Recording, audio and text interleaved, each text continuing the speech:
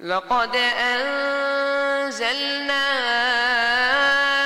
إليكم كتابا فيه ذكركم أفلا تعقلون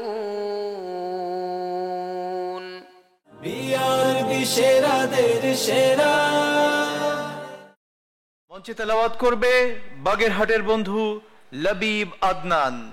আল্লাহর নামে সুর তুলে যাই হই যে মাতোয়ারা। আসসালামু আলাইকুম ওয়া রাহমাতুল্লাহি ওয়া বারাকাতুহু।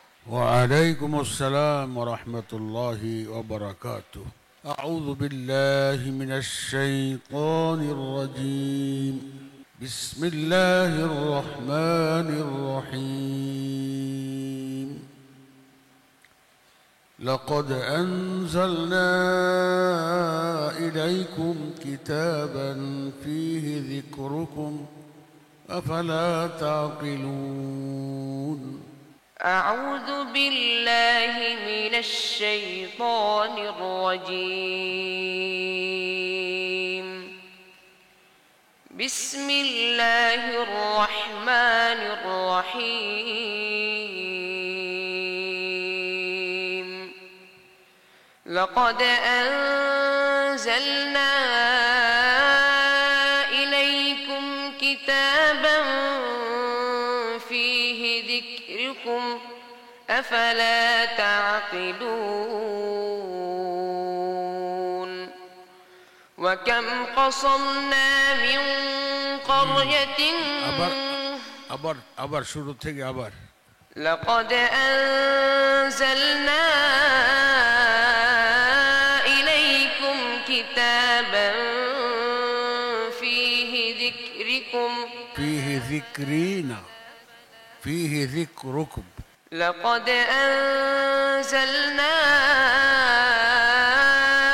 إليكم كتابا فيه ذكركم أفلا تعقلون. وكم قصمنا من قرية كانت ظالمة وأنشأنا بعدها قوما آخرين. صدق الله العظيم. صدق الله مولانا العظيم. শব্বির আদনান, মাশাআল্লাহ, তোমার ভয়ের কোনো কারণ নেই। এই যে একটু ভুল হয়েছে বলে লজ্জারও কোনো কারণ নেই। তোমার সাহস বৃদ্ধির জন্য বলছি, শয়তানের ভুল নেই, মানুষের ভুল হতে পারে, এটা কোনো অসুবিধা নেই। আল্লাহ তোমাকে কবুল করবেন ইনশাআল্লাহ। প্রিয় দর্শক, জানবো সম্মানিত অতিথির মতামত। জানাচ্ছেন হাফিজ মাওলানা সাইদুর রহমান। এই বালক আজকে এত বড় মঞ্চে এত সুন্দর তাজভিদ এবং সুললিত কণ্ঠে যে তিলাওয়াত করলো, তোমার জন্য রইল অন্তিম ভালোবাসা।